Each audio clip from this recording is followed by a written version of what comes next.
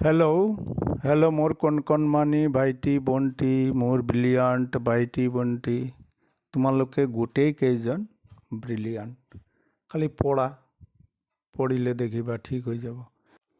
ঠিক আছে? আচ্ছা, মই সকলোক ৱেলকাম কৰিছোঁ মোৰ ইউটিউব চেনেলত। একাউণ্টেঞ্চি স্মাৰ্ট কনচেপ্টত মই সজল দত্ত, এছ'চিয়েট প্ৰফেচাৰ। মই 30 বছৰৰ পৰা পঢ়াই আছোঁ। ষ্টুডেণ্টৰ প্ৰব্লেমবিলাক দেখিছোঁ, ওচৰৰ পৰা ছল্ভ কৰিছোঁ। তো মই ভাবিলোঁ কিয় না মোৰ এক্সপিৰিয়েঞ্চটো সকলৰ লগত শ্বেয়াৰ কৰোঁ। স্পেচিয়েলি গাঁৱে ভূঞে থকা ল'ৰা ছোৱালীবিলাকৰ টিচাৰ ওচৰত নোপোৱাৰ কাৰণে এটা প্ৰব্লেম হয়, গাড়ী ঘোড়াৰ প্ৰব্লেম হয়, কেতিয়াবা বহুত কিবা কিবি প্ৰব্লেম থাকে। তো মই ভাবিলোঁ আচ্ছা ঠিক আছে, এইটো পালে ষ্টুডেণ্টৰ অলপ যদি হেল্প হয় তেনেহ'লে মোৰ ভাল লাগিব। আচ্ছা, তোমালোকক প্ৰথমতে কৈ আছোঁ, ইয়াত ছাবস্ক্ৰিপশ্যন কৰি থ'লে তোমালোকৰ পইচা নালাগে, শ্বেয়াৰ কৰিলে পইচা নালাগে, আৰু লাইক শ্বেয়াৰ কৰিলেও পইচা নালাগে। মই তোমালোকৰ কাৰণে কষ্ট কৰি আছোঁ। তোমালোকে অকণমানখিনি কষ্ট কৰা, তেনেহ'লে লাভ হ'ব, মোৰ মটিভেশ্যন বাঢ়িব। কাৰণ তোমালোকৰ কাৰণে মই BCom আছে, CA আছে, CS আছে, বহুত কেইটা ক্লাছ বাকী আছে। এইটো মই ট্ৰায়েলৰ কাৰণে লৈছোঁ। চাওঁ কেনেকুৱা কি কৰে ষ্টুডেণ্টে আৰু মই কিমান কৰিব পাৰোঁ ষ্টুডেণ্টৰ কাৰণে। তো কৈ থ'লোঁ, তোমালোকে ছাবস্ক্ৰাইব কৰি ৰাখিবা, তেতিয়া মোৰ নতুন ভিডিঅ' গ'লে তোমালোকে লগে লগে ইনফৰমেশ্যন পাই যাবা। আৰু ছাবস্ক্ৰাইব কৰোঁতে, শ্বেয়াৰ কৰোঁতে তোমালোকৰ পইচা নালাগে। তো ছাবস্ক্ৰাইব কৰি থ'লে কি হ'ব, তোমালোকৰ লাভ হ'ব। 2 নম্বৰ হ'ল, শ্বেয়াৰ কৰিলে তুমি শ্বেয়াৰ কৰিলে কোনো মানুহ উপকৃত হয়, কোনো এটা ল'ৰাই যদি পায় ভিডিঅ'টো আৰু তাৰ ভাল হয়, তোমাক আশীৰ্বাদ কৰিব। সেইকাৰণে তুমি তোমাৰ নিজৰ চিন্তা কৰা, বেলেগৰো চিন্তা কৰা, আৰু মই যে তোমালোকৰ কাৰণে কষ্ট কৰি ভিডিঅ'টো বনাই আছোঁ সেইটোৰ কথাও চিন্তা কৰা, তোমালোকৰ ভৱিষ্যতৰ কথাও চিন্তা কৰা। ঠিক আছে? আচ্ছা, এডজাষ্টেড পাৰ্চেজ আজি শিকাম। স্পেচিয়েলি বেলেঞ্চ শ্বীট বনাওঁতে কেতিয়াবা ট্ৰায়েল বেলেঞ্চত এডজাষ্টেড পাৰ্চেজ দি দিয়ে, আৰু ক্লজিং ষ্টকটো জেনাৰেলি থাকে এডজাষ্টমেণ্টত, এইটো ট্ৰায়েল বেলেঞ্চত দি দিয়ে। আৰু অপেনিং ষ্টকটো আৰু পাৰ্চেজ ৰিটাৰ্ণটো ট্ৰায়েল বেলেঞ্চত নিদিয়ে। ঠিক আছে? এইটো তোমালোকৰ কাৰণে এটা কনফিউশ্যনৰ বিষয় হৈ থাকে ষ্টুডেণ্টৰ কাৰণে। তো এডজাষ্টেড পাৰ্চেজটো কি আমি জানি লওঁ। এডজাষ্টেড পাৰ্চেজ হ'ল ফৰ্মুলাটো opening stock plus net purchase. Net purchase হ'ল পাৰ্চেজৰ পৰা পাৰ্চেজ ৰিটাৰ্ণ মাইনাছ কৰাৰ পিছত যি এমাউণ্টটো হয় সেইটোৰ নাম হ'ল নেট পাৰ্চেজ, আৰু লেছ ক্লজিং ষ্টক। এইটো হ'ল ফৰ্মুলা। ঠিক আছে? তেনেহ'লে অপেনিং ষ্টক বহাই দিলোঁ। পাৰ্চেজ আমাৰ নেট পাৰ্চেজ হ'ল 900 টকা। 1000 টকা পাৰ্চেজ কৰিছিলোঁ, 100 টকাৰ বস্তু ঘূৰাই দিছোঁ, আৰু 250 টকা মাইনাছ কৰি দিলোঁ, 800 টকা হ'ল এডজাষ্টেড পাৰ্চেজ। ঠিক আছে? এতিয়া তোমাৰ এডজাষ্টেড পাৰ্চেজ 800 টকা, এইটো যাব ট্ৰায়েল বেলেঞ্চত, আৰু 250 টকা হ'ল ক্লজিং ষ্টক, এইটো যাব ট্ৰায়েল বেলেঞ্চত। 800 টকা যাব ট্ৰায়েল বেলেঞ্চত, আৰু 150 অপেনিং ষ্টক, সেইটো নাযাব। ঠিক আছে? আৰু পাৰ্চেজ ৰিটাৰ্ণটো নাযাব ট্ৰায়েলত। সেইখিনি আমি গম পাই গ'লোঁ। এতিয়া কেনেকুৱা কি কৰে চাওঁচোন। আচ্ছা, right off 700 as bad debts, এইটো হ'ল further bad debts. Create a provision for doubtful debts, হৈ গ'ল। provision for provide depreciation plant and machinery at 10%. Commission received in advance, ঠিক আছে। Reserve hold 10% on net profit, ঠিক আছে, গম পাই গ'লো। আমাৰ নতুন বস্তু আহিলে এডজাষ্টেড পাৰ্চেজ ট্ৰায়েলত যেতিয়া থাকে তেতিয়া এডজাষ্টেড পাৰ্চেজটো বহাই দিম 83,000 আৰু ক্লজিং ষ্টকটো ট্ৰেডিঙত নবহাওঁ। কি ক'লোঁ? এডজাষ্টেড পাৰ্চেজটো বহাম ট্ৰায়েলৰ ট্ৰেডিঙৰ ডেবিটত আৰু ক্লজিং ষ্টকটো ট্ৰেডিঙত নবহাওঁ, কাৰণ এইটো অলৰেডি মাইনাছ হৈ গৈছে। ওপৰত দেখিছোঁ পাৰ্চেজৰ পৰা মাইনাছ, পাৰ্চেজ এই ছাইডত বহোৱা আৰু ক্লজিং ষ্টক ৰাইট ছাইডত বহোৱা, তাৰমানে কি পাৰ্চেজৰ পৰা এইটো মাইনাছ কৰা। এতিয়া যদি বহাই দিওঁ তেনেহ'লে এইটোৰ পৰা ডাবল মাইনাছ হৈ যাব। পাৰ্চেজৰ পৰা একবাৰ মাইনাছ হৈ গৈছে এডজাষ্টেড পাৰ্চেজ বনাওঁতে, ঠিক আছে। তো এইটো এডজাষ্টমেণ্টত নবহে।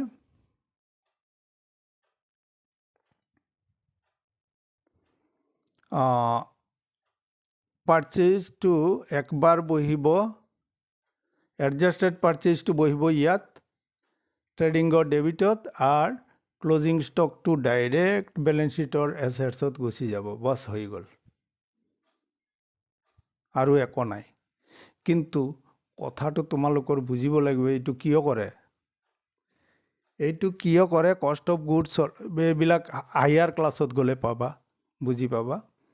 কষ্ট অফ গুডছ চল্ড উলিয়াওঁতে সুবিধা হয়, সিহঁতৰ কিমান টকাৰ বস্তু কিমান টকাত বেচিব সেইটো ডিচাইড কৰাৰ কাৰণেও এইটো কৰি থাকে, আৰু বহুত কিবা কিবি কাৰণ আছে, বাদ দিয়া। এইবিলাক বৰ ডাঙৰ হ'লে বুজি পাব। তোমাৰ কালি মনত ৰাখিব, এডজাষ্টেড পাৰ্চেজ যদি থাকে তেনেহ'লে অপেনিং ষ্টক দিয়া নাথাকে ট্ৰায়েলত, আৰু পাৰ্চেজ ৰিটাৰ্ণটো দিয়া নাথাকে। অকল এডজাষ্টেড পাৰ্চেজ থাকিব আৰু ক্লজিং ষ্টকটো দিয়া থাকিব ট্ৰায়েল বেলেঞ্চত।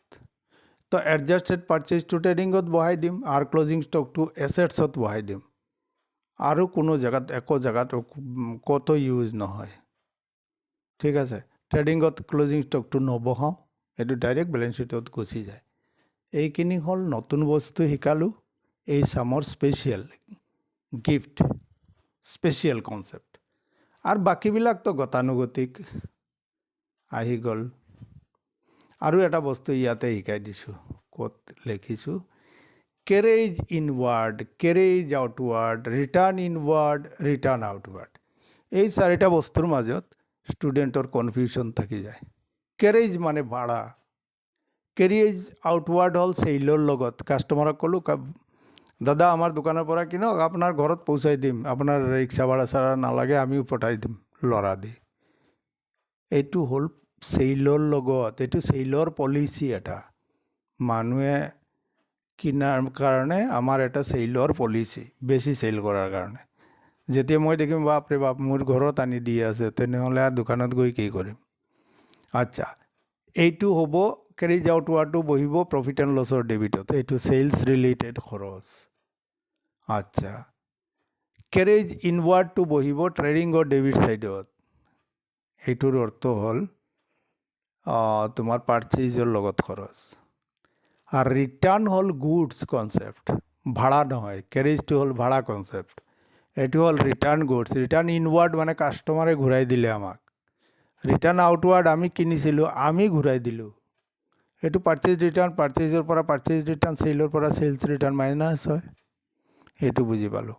এইটো আৰু এটা কনচেপ্ট।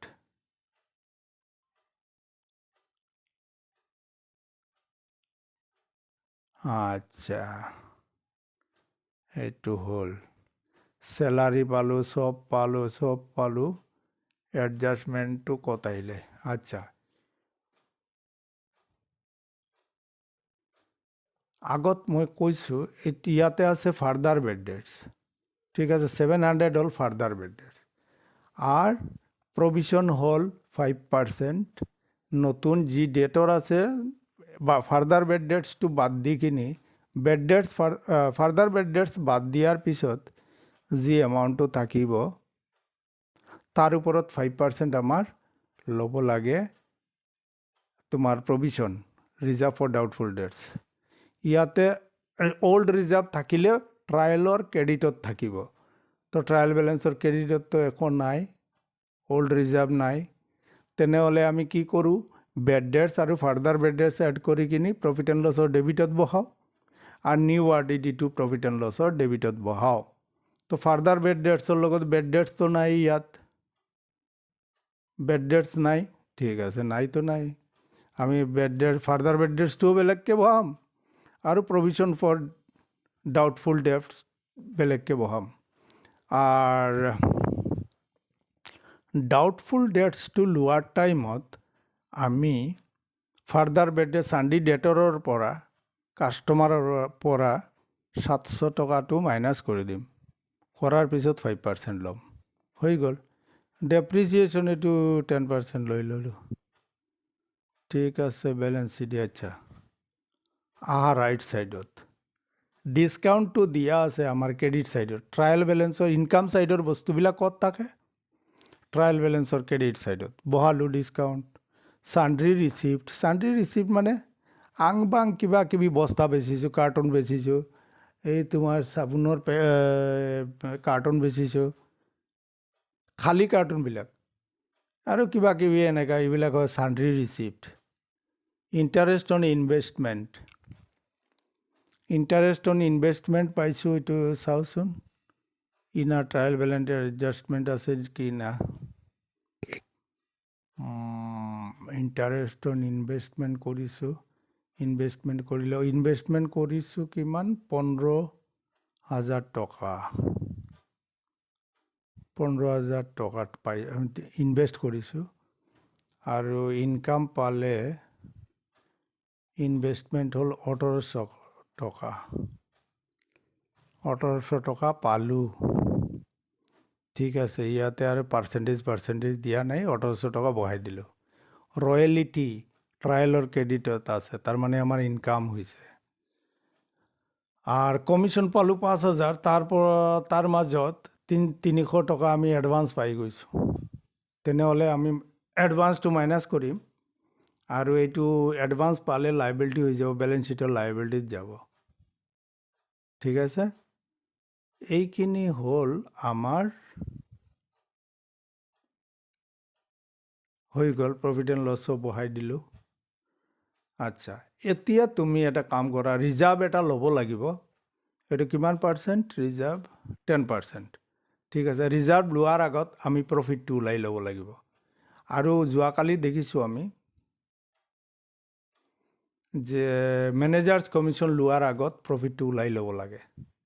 তো ঠিক আছে, এইখিনি এটা এমাউণ্ট খালী ৰিজাৰ্ভৰ কাৰণে, এইটো পিছত ল'ম। কালি দেখিছিলোঁ যে মেনেজাৰ্ছ কমিশ্যনৰ কাৰণে আমি আগত প্ৰফিট এণ্ড লছটো ওলাই ল'ম, তাৰপিছত মেনেজাৰ্ছ কমিশ্যনটো লওঁ। আচ্ছা, এতিয়া দেখা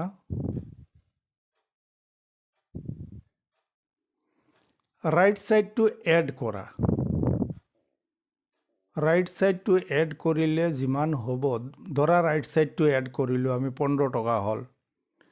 লেফ্ট ছাইডৰ যিমান খৰচ আছে এইখিনি এড কৰি কিনি হ'ল টোটেল মনে কৰা 10 টকা হ'ল। এতিয়া ডাঙৰ ৰাইট ছাইডটো ডাঙৰ হ'ল 15 টকা, এইটো দুই ছাইডত বহাই দিম। এতিয়া এই যে 92,810 টকা হৈছে, এইটো মনে কৰা আমাৰ 5 টকাৰ নিচিনা ওলাই গ'ল। ঠিক এনেকৈ ওলাবা, ৰাফত লিখি ল'বা ক্ৰেডিট ছাইডটো কিমান হ'ল, তাৰপিছত লেখা ডেবিট ছাইডৰ খৰচ কিমান হ'ল, লিখি ল'লোঁ। তাৰপিছত আৰু ডাঙৰটো দুই ছাইডত বহাই দিয়া। তাৰপিছত ডাঙৰ এমাউণ্টৰ পৰা ক্ৰেডিট ছাইডৰ পৰা ডেবিট ছাইডত খৰচ কিমান হ'ল এইটো বাদ দিলোঁ। তাৰপিছত প্ৰফিট আহিব। উল্টা কেছ হ'লে লছ আহিলেহেঁতেন, ঠিক আছে, হৈ গ'ল। তাৰপিছত যিটো আমাৰ 92,810 টকা ওলাল, এইটো আনি বহাই দিলোঁ এই তাৰ তলত। তাৰপিছত ইয়াৰ 10% লৈ ল'লোঁ, 9,281 টকা হ'ল 10%। তো এইটো বাদ দি কিনি ইয়াত হৈ গ'ল ইয়াত এটা বস্তুৰ কমি আছে দেই, এইটো এই PDF বনাওঁতে এইটো এনেকা হৈ যায়। এতিয়া দেখা ইয়াতে হ'ব লাগে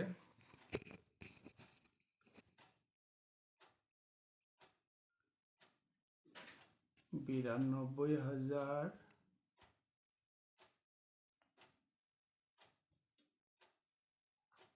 92,810 টকা। এইফালে হ'ব লাগে 92,000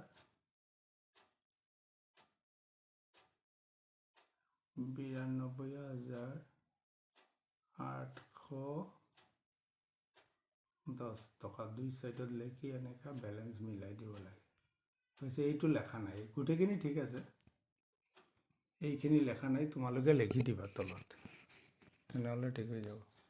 তাৰপিছত যি এমাউণ্টটো ওলাব এইটো হ'ল আমাৰ ৰিজাৰ্ভ 9,200 চামথিং 81, এইটো হ'ল তোমাৰ ৰিজাৰ্ভ। আৰ ৰিজাৰ্ভ কি বস্তু? আমি ধৰা এই প্ৰফিটৰ পৰা এটা পাৰ্ট কাটি থৈ দিলোঁ, কেতিয়াবা কিবা প্ৰব্লেম হৈ যায়, টেক্স ফেক্সে ধৰে কিবা কিবি আৰু কিবা কিবি বহুত প্ৰব্লেম হৈ থাকে। তেতিয়া আমি এনেকৈ এই কাৰণে ফিউচাৰত কিবা এটা প্ৰব্লেম ওলাব পাৰে, সেইকাৰণে আমি থৈ দিওঁ এইটো ফেচ কৰাৰ কাৰণে। এতিয়া ইয়াতে যিটো ওলাল 82,962 টকা, এইটো কেপিটেলৰ লগত এড কৰি দিম। আৰু এই বছৰৰ যিমান ড্ৰয়িং হ'ল এইটো লেছ কৰি দিম। আৰু ৰিজাৰ্ভত যি টকাটো 8,000 টকা, 9,218 টকা এইটো ৰিজাৰ্ভত ট্ৰেন্সফাৰ কৰিছোঁ। আচ্ছা, কেপিটেলৰ লগত নেট প্ৰফিট এড হ'ল, ড্ৰয়িং লেছ হ'ল, হোৱাৰ পিছত যি এমাউণ্টটো হ'ল এইটো আমি ইয়াত লিখি দিলোঁ, ঠিক আছে। ৰিজাৰ্ভত লিখি দিলোঁ 8,000 আগত আছিলে আৰু 9,000 এড হৈ গ'ল, দুটাই মিলি কিনি ইনাৰত লিখিলোঁ আর এই সাইডত দুইটা মিলি কিনি রিজার্ভ কোয়েশনের ট্রায়াল ব্যালেন্সর লাইবিলিটি দিয়া আছে চাবা। ক্যাপিটাল ট্রায়াল ব্যালেন্সর লাইবিলিটি ক্রেডিট সাইডত দিয়া আছে চাবা। ড্রয়িং টু ট্রায়াল ব্যালেন্সর ডেবিটত দিয়া আছে। এতিয়া ওয়েজেস আউটস্ট্যান্ডিং আছে 500 টকা বহাই দিলোঁ। আনআর্নড কমিশন বা এডভান্স কমিশন বুলি লিখিলেও চলিব, 300 টকা। বিলছ পেয়েবল সদায় ইয়াত আহে, চান্দি ক্ৰেডিটৰ এইফালে আহে। এইটো হ'ল আমাৰ দিবলগীয়া বস্তু। বেলেঞ্চ শ্বীটৰ চাৰ্টটো শিকি ল'বা, এইটো মোৰ কথা নহয়, শিকাই দিয়াৰ। এইটোৱে শিকাই দিছোঁ প্ৰথম, তাৰপিছত তোমালোকৰ কাম মুখস্থ কৰা। এইটো চাৰ্ট মুখস্থ নকৰিলে পৰীক্ষা হলত গৈ সুধিব পাৰিবা নেকি, ছাৰ কৈ দিয়কচোন এইটো বস্তু ক'ত বহিব, প্লেণ্ট এণ্ড মেচিনাৰী, এইবিলাক তোমালোকৰ কাম। এইটো ময়ো শিকিছিলোঁ, মোৰ দেউতাইও শিকিছিলে, মোৰ ককা দেউতাইও শিকিছে এই চাৰ্টটো।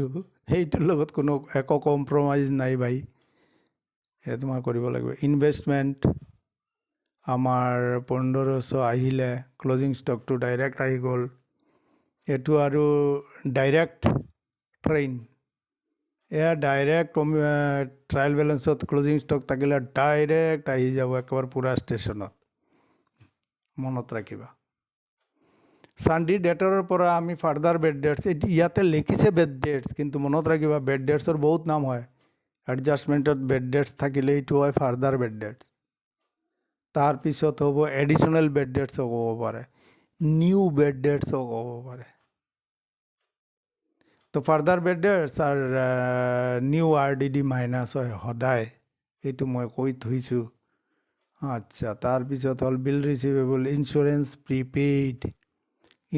প্ৰিপেইড কৰিছোঁ, ইঞ্চুৰেঞ্চৰ পৰা ট্ৰায়েল বেলেঞ্চত প্ৰফিট এণ্ড লছত মাইনাছ কৰিছোঁ ইঞ্চুৰেঞ্চৰ পৰা, আৰু ইয়াতে আহিলে এছেটছত। কেছ ইন হেণ্ড দিয়া আছে কুৱেশ্যনত ট্ৰায়েল বেলেঞ্চত। এই হ'ল তোমাৰ এই স্পেচিয়েলি এইখিনি শিকালোঁ, আৰু পুৰাণা বস্তু কিছু ৰিভাইজ কৰি দিলোঁ, ঠিক আছে।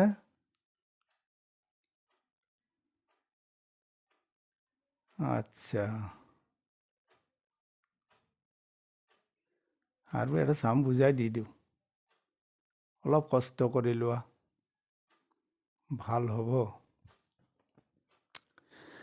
স্যালাৰি প্ৰিপেইড আউট মানে কি আছে এডজাস্টমেন্টেৰ বস্তুবিলাক চাই লৈছে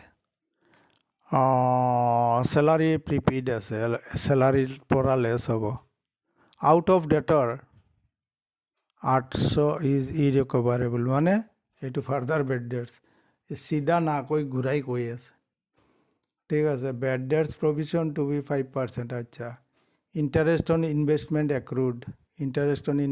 এক্ৰুড হ'ল 500 টকা আৰু 10% ট্ৰেন্সফাৰ 10% ৰিজাৰ্ভৰ ট্ৰেন্সফাৰ এই আগৰ নিচিনাই ৰিজাৰ্ভৰ ট্ৰেন্সফাৰ কৰিব লাগে মাজত এটা ব্ৰেক মাৰিব লাগিব আচ্ছা ইণ্টাৰেষ্ট অন ইনভেষ্টমেণ্ট কিহৰ ধৰণৰ ইনভেষ্টমেণ্ট চাই লওঁচোন ইনভেষ্টমেণ্ট থাকিব এছেটছত 30,000 একো নাই এইটোৰ ইণ্টাৰেষ্ট কিমান আছে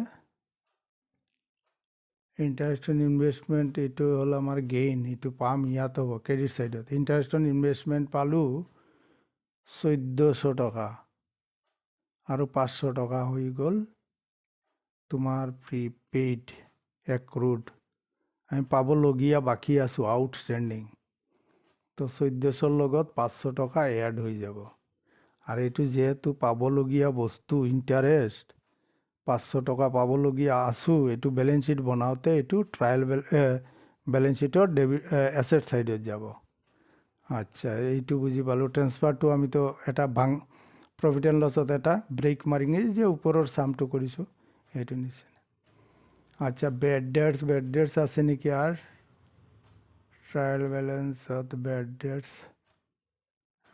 ডেটছ নাই ডেবিটত থাকিলেহেঁতেন বেড ডেটছ থাকিলে আচ্ছা বেড ডেটছ প্ৰভিজন আছে এই দেখা বেড ডেটছ প্ৰভিজন মানে বেড ডেটছৰ ৰিজাৰ্ভ বেড ডেটছ ৰিলেটেড 3টা বস্তু আছে বেড ডেটছৰ অল্ড ৰিজাৰ্ভ আছে নিউ ৰিজাৰ্ভ আছে ফাৰ্দাৰ বেড ডেটছ আছে আৰু বেড ডেটছ নাই ঠিক আছে এইটো গম পালোঁ দেখি চাই লওঁচোন ইয়াতে তো এতিয়া বেড ডেটছৰ বস্তুটো স্যালাৰি এইটোতো আৰু জেং আছে দেই ইহঁতে ট্ৰেডিং একাউণ্ট সিহঁতে বনাই লৈছে আমাক কৈছে অকল ট্ৰেডিং একাউণ্ট বনাব প্ৰফিট এণ্ড লছ বনাম আৰু বেলেঞ্চ শ্বীট বনাবলৈ কৈছে ট্ৰেডিং একাউণ্ট সিহঁতে বনাই লৈছে এতিয়া দেখা ট্ৰেডিঙৰ পৰা আমাৰ যি প্ৰফিট এণ্ড লছ বনাওঁতে যিখিনি বস্তু আমাৰ লাগে সিহঁতে দিছে বেলেঞ্চ শ্বীট বনাওঁতে যিখিনি বস্তু লাগে এইখিনি আমাক দিছে আমি balance sheet profit and loss আৰু বেলেঞ্চ শ্বীট বনাব লাগে তো ট্ৰেডিঙৰ দেখা চোৱা এটা বস্তু চোৱা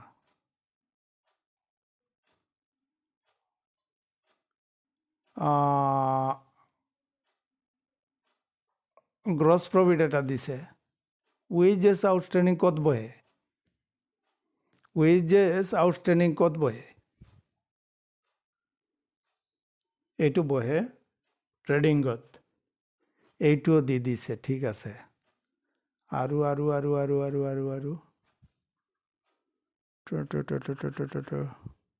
ক্লজিং ষ্টকো দি দিছে ইয়াতে ঠিক আছে তলত ক্লজিং ষ্টক দিয়া নাই 3টা বস্তু দি দিছে তাৰপিছত আমি কি চাম আৰু নাই এই 3টা বস্তু আমাৰ বেলেঞ্চ শ্বীট মানে সিহঁতে ট্ৰেডিং কৰি কিনি যিখিনি বস্তু আমাৰ প্ৰফিট এণ্ড লছ বনাওঁতে লাগে আৰু বেলেঞ্চ শ্বীট বনাওঁতে লাগে এইখিনি দি দিছে তাৰ মানে আউটষ্টেণ্ডিং যদি ট্ৰায়েলত থাকে এটা কথা মূৰত ৰাখি দিবা পুৰা আউটষ্টেণ্ডিং কিবা এটা খৰচ যদি ট্ৰায়েলত থাকে এইটো ডাইৰেক্ট গুচি যাব বেলেঞ্চ শ্বীটত ট্ৰেডিঙৰ যে গ্ৰছ প্ৰফিট এইটো আমাৰ আহিব প্ৰফিট এণ্ড লছৰ অপেনিং বেলেঞ্চ ক্লজিং ষ্টকটো যদি ট্ৰায়েল বেলেঞ্চত থাকে তেনেহ'লে এইটো গুচি যাব ডাইৰেক্ট বেলেঞ্চ শ্বীটত। কাৰণ এইটো ইউজ কৰি লৈছোঁ আমি একবাৰ ট্ৰেডিঙত। ট্ৰেডিং বনাওঁতে ক্লজিং ষ্টকটো এড কৰি লৈছোঁ, তাৰপিছত জাৰ্নাল এণ্ট্ৰি হোৱাৰ পিছত এইটো আহিছে ইয়াত। কেনেকৈ জাৰ্নাল এণ্ট্ৰি হয় এইটো নেক্সট ক্লাছত দেখাম। আউটষ্টেণ্ডিং ৱেজেছ আউটষ্টেণ্ডিঙৰ জাৰ্নাল এণ্ট্ৰি হয়, এইটো হৈ গৈছে, সেইকাৰণে ইয়াত আহিছে। ট্ৰেডিঙৰ গ্ৰছ প্ৰফিট যে ট্ৰেন্সফাৰ কৰিছে এইটোৰো এণ্ট্ৰি হৈ গৈছে, সেইকাৰণে ইয়াত আহিছে। এইটো কেনেকুৱা হয় এইটো বুজাই আছোঁ। এইটো অলপ হাই লেভেল কি বাত হে, এইটো কৰিলেও চলিব তোমালোকৰ, নকৰিলেও চলিব। কিন্তু চি এ ফাউণ্ডেশ্যন কোৰ্চ কৰিলে এইটোৰ কনচেপ্ট লাগিবই, শিকিব লাগিব এইটো। তো এইটো অলপ টান চাম দিছোঁ, চাই লোৱা। এইটো অফচৰ টাইমত শিকি ল'বা। যদি চি এ ফাউণ্ডেশ্যন কৰিব বিচাৰা তেনেহ'লে এই বস্তুটো আহিব। তো চেলাৰী আমি প্ৰিপেইড দিলোঁ, ৰেণ্ট, পেটি কেছ, এক্সপেঞ্চেছ, আচ্ছা, চেৰিটি দান কৰিলোঁ, প্ৰভিশ্যন ফৰ বেড ডেটছ।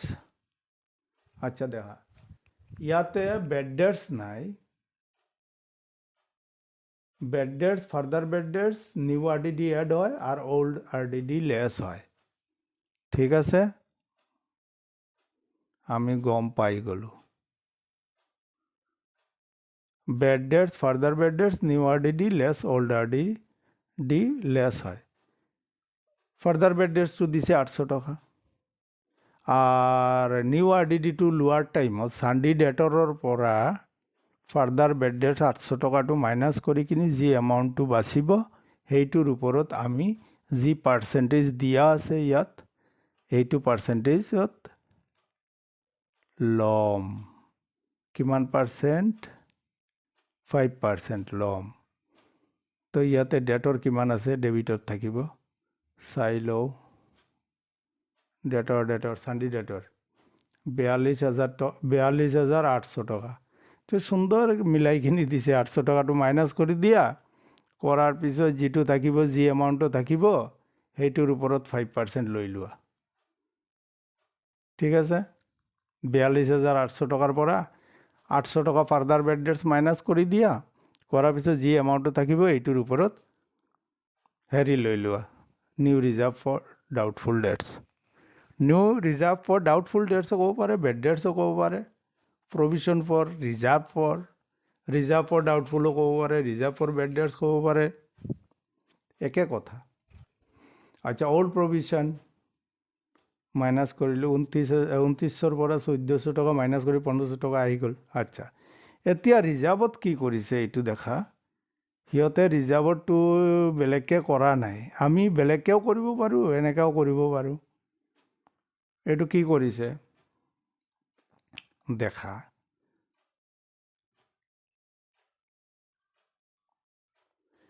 টোটেল হ'ল 1,24,600। এই ক্ৰেডিট ছাইডটো এড কৰা 1,26,500 টকা।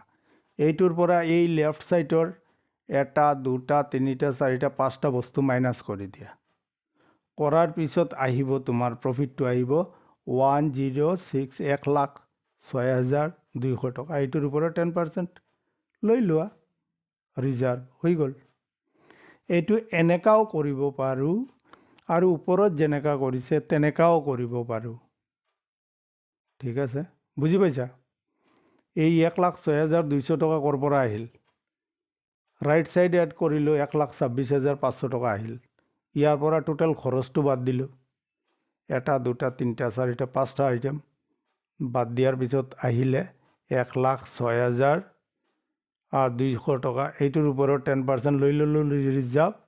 তাৰপিছত কি কৰিলোঁ, এতিয়া আমি এইটোও মাইনাছ কৰি দিম, কৰাৰ পিছত আহিব এইটো 95,580 টকা আহিব।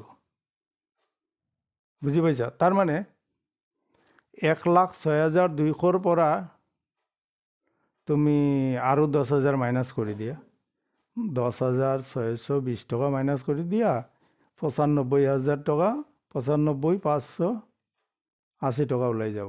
হৈ গ'ল নেট প্ৰফিট। এই নেট প্ৰফিটটোক আমি প্ৰফিট এণ্ড লছত গৈ কেপিটেলৰ লগত এড কৰিম আৰু ড্ৰয়িং থাকিলে লেছ কৰিম। ঠিক আছে। আৰু ৰিজাৰ্ভত অলৰেডি আছিলে 19,000, এই বছৰ হ'ল 10,000 আৰু 620 টকা। টোটেল এড কৰি কিনি 19,000 আৰু 10,000 29,620 টকা হৈ গ'ল ৰিজাৰ্ভৰ। Bills payable, ক্ৰেডিটৰ, outstanding wages direct আহি গ'ল। আউটষ্টেণ্ডিং ৱেজেছটো ডাইৰেক্ট আহি গ'ল। ক্লজিং ষ্টকটো ডাইৰেক্ট আহি গ'ল। ক'ত ক্লজিং ষ্টক?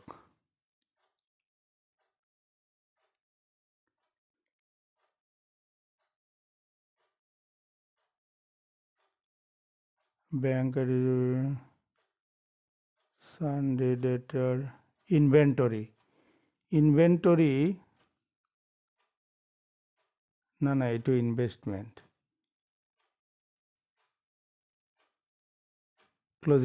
ক্লজিং ইনভেণ্টৰী, এইটো ক্লজিং ইনভেণ্টৰী, এইটো ডাইৰেক্ট আহি গ'ল। এইটো আৰু ট্ৰেডিঙততো আমি ইউজ কৰি লৈছোঁ, সেইকাৰণে অহা নাই, একবাৰেই আহিছে ফাইনেল একাউণ্টত।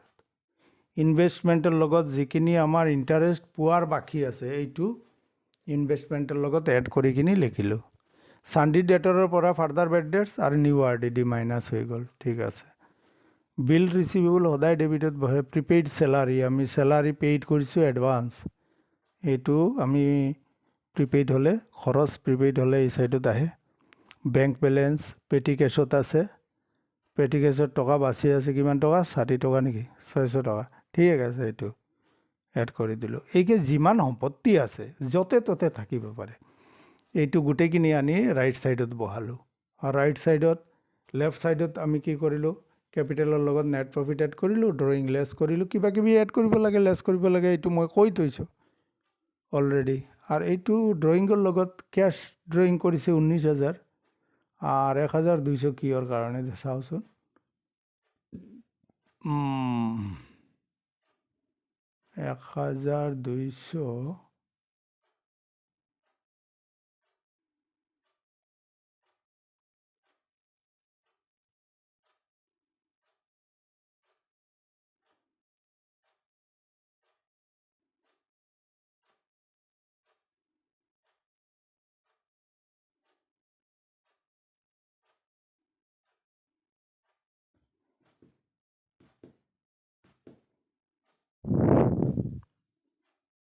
1,200 ক'ৰ পৰা পালে? Income tax. আচ্ছা, আৰু এটা কথা কৈ থওঁ, এনেতো ড্ৰয়িং কৰিছে আৰু ডাইৰেক্ট ইয়াতে ইনকাম টেক্স দিছে 1,200 টকা। ঠিক আছে। ইনকাম টেক্স হ'ল মালিকৰ পাৰ্চনেল মেটাৰ, মনত ৰাখিবা। ড্ৰয়িঙৰ লগত এইটো এড হৈ যাব। এতিয়া যদি কয় মালিকৰ ইঞ্চুৰেঞ্চ প্ৰিমিয়াম, মালিকৰ প্ৰপাৰেটৰ্ছ ইঞ্চুৰেঞ্চ প্ৰিমিয়াম পেইড কৈ থৈ দিয়ে ট্ৰায়েলত, তেনেহ'লেও এইটো ড্ৰয়িঙৰ লগত এড হ'ব বা ডাইৰেক্ট কেপিটেলৰ পৰা মাইনাছ হ'ব। এইবিলাক হ'ল পাৰ্চনেল খৰচ। ইনকাম টেক্স আৰু মালিকৰ ইঞ্চুৰেঞ্চ বা মালিকৰ ঘৰৰ কোনোবাৰ ইঞ্চুৰেঞ্চ প্ৰিমিয়াম যদি বিজনেছে পেইড কৰে, তেনেহ'লে এইটো হ'ব ড্ৰয়িং। এই দুইটা কথা মনত ৰাখি দিবা এক্সট্ৰাকৈ। ঠিক আছে, হৈ গ'ল। তেনেহ'লে আজি আৰু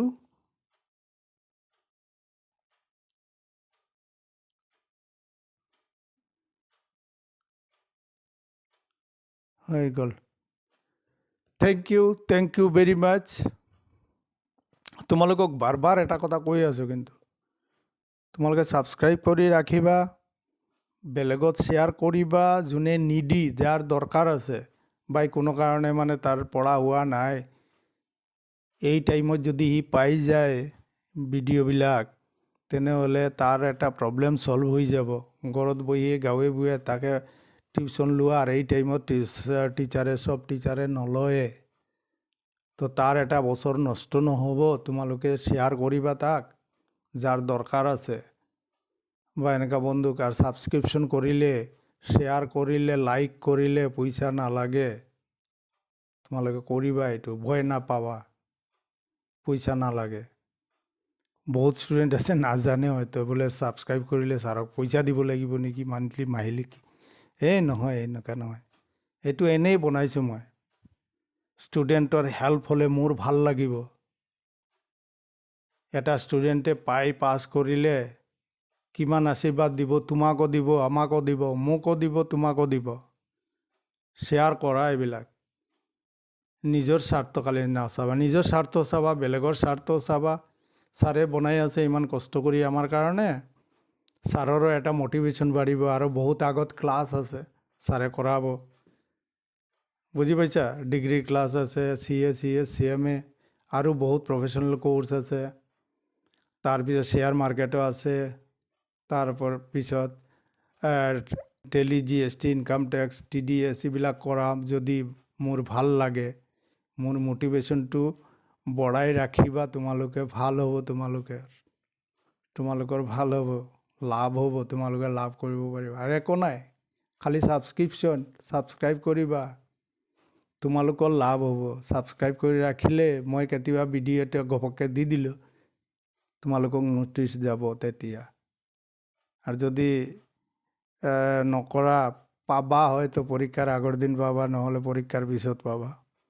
আৰু ছাবস্ক্ৰিপশ্যন কৰি ৰাখিলে লগে লগে পাই যাবা। ঠিক আছে? এই আগৰ ভিডিঅ'বিলাক বনাইছিলোঁ, 15 ঘণ্টাত কৈছিলোঁ 1 বছৰৰ কোৰ্চ কৰাম, সেইটো কৰাই দিছোঁ। তাৰপিছত মই দেখিলোঁ নাই, আৰু যদি ভাল চাই 2-4টা হেৰি লগাই দিওঁ তাৰ লগত, এই প্ৰত্যেক চেপ্টাৰৰ লগত, তেনেহ'লে আৰু ভাল হ'ব। তো যোনে ছাবস্ক্ৰাইব কৰিছে সি পাব, যোনে ছাবস্ক্ৰাইব কৰা নাই, পিছত যে চামবিলাক দিছোঁ সেইবিলাক নাপাব। এইকাৰণে কৈ থৈছোঁ, ভাল হ'ব। তুমি সকলোৰ চিন্তা কৰা, তোমাৰ চিন্তা কৰা, তোমাৰ লগৰীয়া যি বিপদত পৰিছে তাৰ কাৰণে চিন্তা কৰা।